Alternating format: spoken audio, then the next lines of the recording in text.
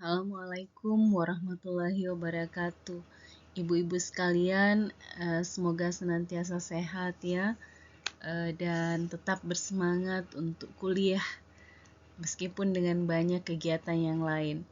Baik ibu-ibu, sebetulnya tentang bagaimana sih level penelitian seorang magister kebidanan atau seorang magister secara umum, dan bagaimana membuat rumusan masalah pada tesis, itu sudah sempat kita singgung pada pertemuan pertama ya. Tapi kita akan membahas lebih jauh sampai di mana level yang seharusnya kita capai pada saat kita membuat penelitian, khususnya pada rumusan masalah dan tujuan ya. Mungkin ada banyak taksonomi yang bisa kita pakai, tapi salah satu taksonomi yang paling umum adalah taksonomi Bloom. Nah, pada taksonomi Bloom ini ada beberapa level kompetensi ya, atau kemampuan yang bisa kita lakukan pada saat penelitian. Yang pertama itu apakah levelnya sampai mengingat saja, atau levelnya sampai memahami, menerapkan, dan menganalisis. Biasanya sampai menganalisis misalnya ya, membandingkan, mengkategorikan, menyelidiki, membedakan. Ini contohnya misalnya menganalisis faktor-faktor yang berkaitan dengan preeklamsi ya, atau menganalisis faktor-faktor yang berkaitan dengan kejadian hiperemesis gravidarum. Ini semua contoh pada analisis. Tapi ibu-ibu sekalian, saya tidak menjelaskan ya mengingat, memahami, dan menerapkan ya.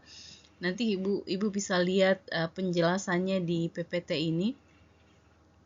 Tapi pada level seorang magister seharusnya kita diharapkan bukan pada keempat level ini, tapi ada pada level evaluasi ataupun dia pada level creating atau pada mencipta ya. Ya, jadi level kita dalam membuat rumusan masalah, tujuan ya, ataupun judul penelitian diharapkan sampai pada level mengevaluasi atau evaluatingnya.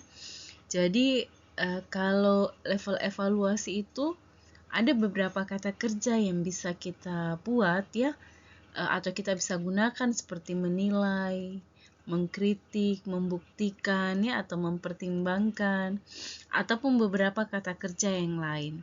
Nah, level yang biasanya untuk level doktor, tetapi juga sebenarnya bisa dibuat oleh level magister.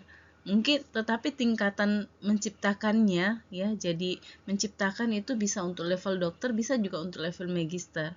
Hanya kalau dia pada level doktor, maka tingkat kedalamannya itu lebih tinggi dibandingkan dengan level magister ya. Jadi nanti kita lihat contoh-contohnya ya. Kalau kata kerja yang itu bisa mendesain, menciptakan, merancang, dan mengembangkan. Contoh pada evaluasi ibu-ibu ya. Jadi kita bisa contohnya ya, mengevaluasi efektivitas penerapan asuhan kebidanan berbasis digital terhadap kualitas pelayanan persalinan. Atau kita bisa membuat tujuan menilai dampak intervensi asuhan kebidanan berbasis digital terhadap tingkat kepuasan ibu dan pengurangan komplikasi persalinan. Kita juga bisa membuat tujuan memberikan rekomendasi perbaikan berbasis bukti untuk pengembangan asuhan kebidanan berbasis digital lebih lanjut.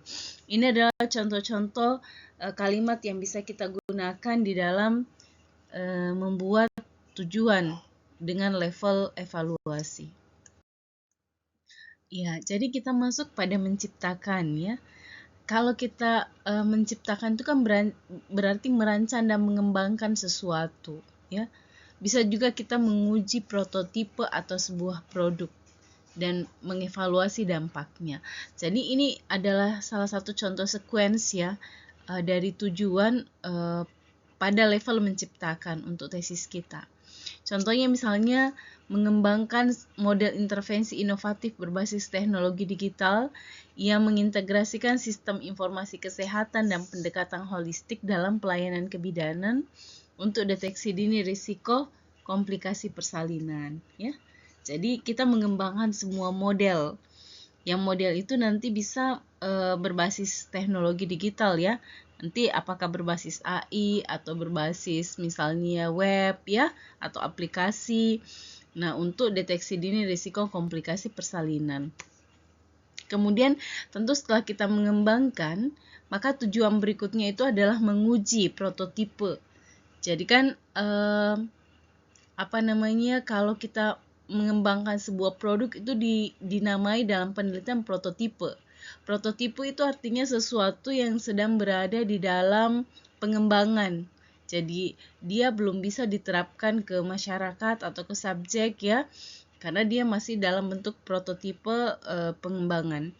Nah, jadi kita bisa bagaimana menguji efektivitas prototipe model tersebut, ya, melalui studi pilot. Studi pilot itu maksudnya studi awal, ya, di beberapa rumah sakit rujukan dengan fokus pada peningkatan outcome kesehatan ibu dan bayi. Kemudian setelah kita menguji prototipe itu, kita bisa mengevaluasi dampaknya, ya. Bagaimana dampaknya terhadap dampak penerapannya, ya, terhadap peningkatan kualitas persalinan, ya. Kemudian kita bisa mengidentifikasi faktor pendukung dan rekomendasi untuk memperbaiki prototipe atau model itu.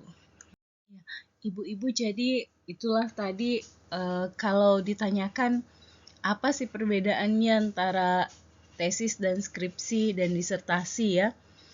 Kalau tesis itu dia pada level evaluasi dan mencipta.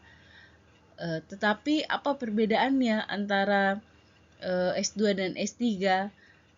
Pada level dokter bisa saja orang tetap pada level mengevaluasi dan juga mencipta, tetapi dia kedalamannya jauh lebih dalam dibandingkan pada saat kita membuat tesis, ya. Ya, contoh misalnya mungkin kita membuat sebuah produk berbasis bahan alam, ya. Misalnya ekstrak bawang dayak untuk sebagai terapi komplementer pada kanker payudara, ya. Nah, pada saat kita membuat ekstrak itu mungkin pada level magister kita hanya membuat ekstraknya sebagai produk atau prototipenya. Kemudian kita menganalisa atau menguji praklinik, ya. Tetapi pada level selanjutnya, pada level S3, maka ketika kita ingin menguji ekstrak ini, tetap saja mungkin kita melanjutkan, tetapi tidak lagi cukup hanya diintervensikan, ya.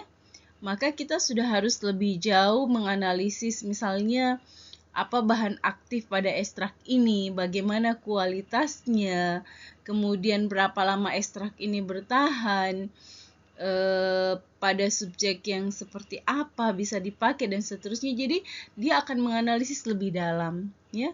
Dan biasanya juga kalau kita punya tesis di S2 itu bisa kita lanjutkan pada level S3.